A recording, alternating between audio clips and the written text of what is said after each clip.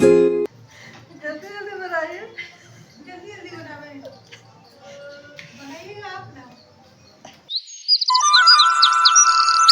नमस्कार, स्वागत है आप सभी का आज के इस ब्लॉग में। आप सबको छठ पूजा की ढेर सारी शुभकामनाएं।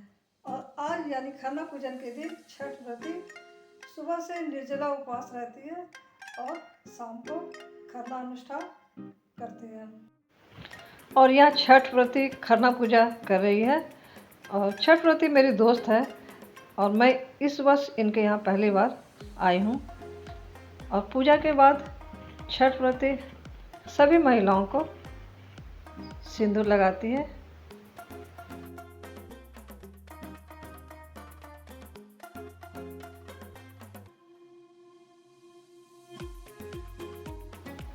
कल नहाय खाए था।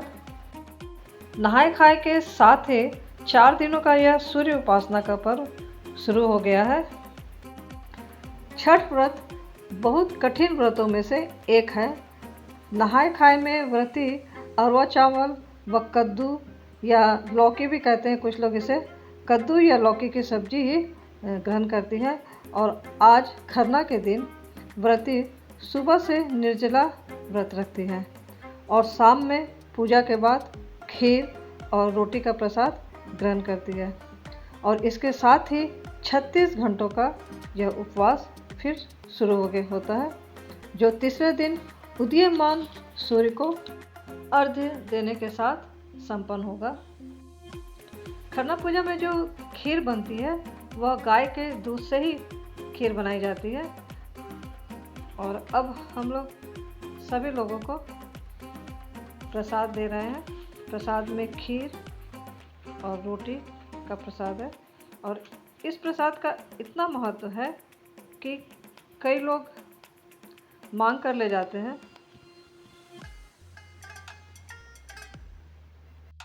और हम दोनों मिलकर सभी लोगों को प्रसाद दे रहे हैं।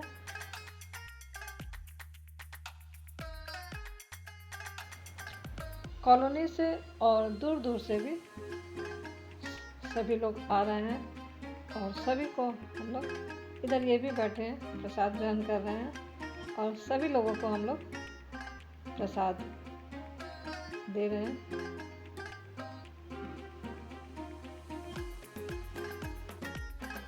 रात के करीब अब 9 बज रहे हैं और हम लोगों को वापस घर भी आना है, तो मैं भी अब बैठ गई हूँ, मैं भी प्रसाद ले रही हूँ और इसके बाद मैं घर चले जाऊँगी और सुबह फिर मैं जल्दी ही यहाँ आ जाऊँगी ताकि मैं पूजा में कुछ हेल्प कर सकूँ। और आज है 30 अक्टूबर।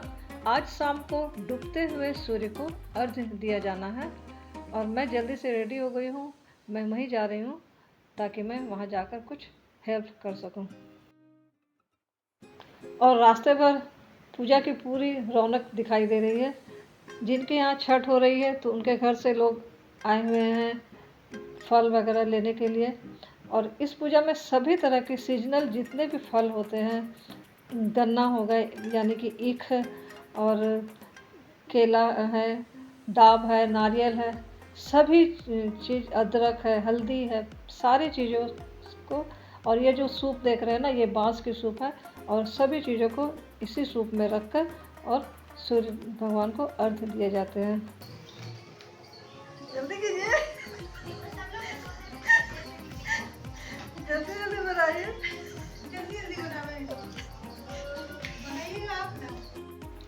और अब मैं यहाँ आ चुकी हूँ और मैं बना रही हूँ गुजिया और सभी लोग यहाँ पहले से ठेकुआ बना रहे हैं। ये सारी महिलाएं कॉलोनी की ही है और सभी लोग मिलकर ठेकुआ बना रहे हैं।